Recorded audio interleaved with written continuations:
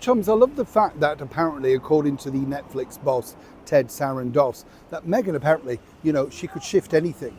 Oh yeah, superhuman. We all want to know what she's up to. And I agree with him on that point. I do agree with you, Ted. We've met. I do agree with you.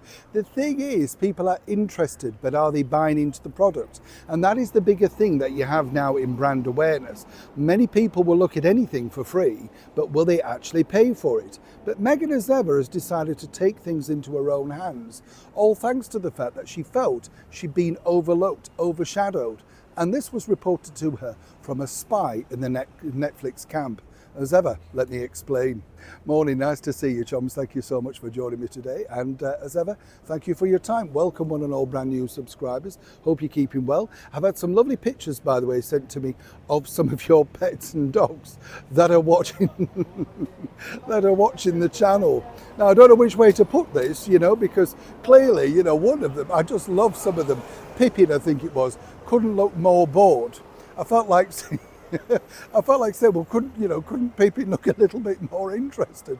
I couldn't decide if he was waiting for the programme to start or he was just relieved at the end that he'd all finished. That's what I love about pets, though, don't you? The fact that they just look as if like, oh, right, okay, when's the food coming out? Because that's the only time you've really got their attention. Doesn't matter if you've got a goldfish, a pet cat or parrot or anything like that. It's just that, isn't it?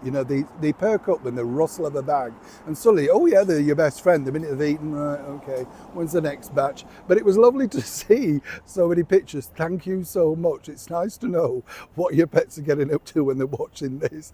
Let's get back, of course, to your royal story of the day. This suddenly dropped, as the kids say. I say released, launched, whatever you want to call it. But this was the new range from Meghan Markle with that ultimate tease. You will notice, of course, chums, of the fact that very soon you'll be able to have some of her sparkling wine. And well, yeah, are you looking forward to that?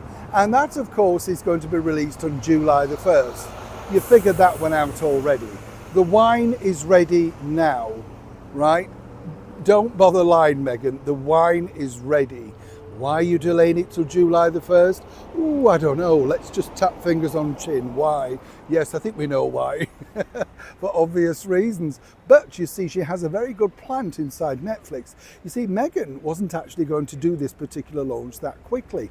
But the thing was, she got very upset, as I pointed out also, did her husband, Prince Harry, the former royal known as the Duke of Sussex, once they found out that His Majesty the King was now going to be aligned with a forthcoming documentary presented and produced by Idris Elba.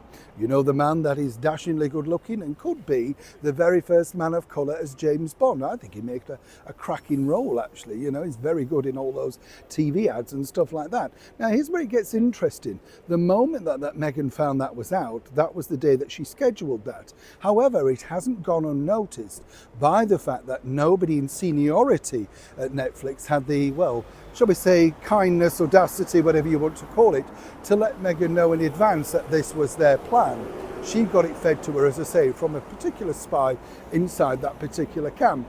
What's fascinating about this story, if you think, is it's falling apart, isn't it? Because once the company that you work for no longer include you in the big schedules that they're doing, all they want you to do is actually to deliver.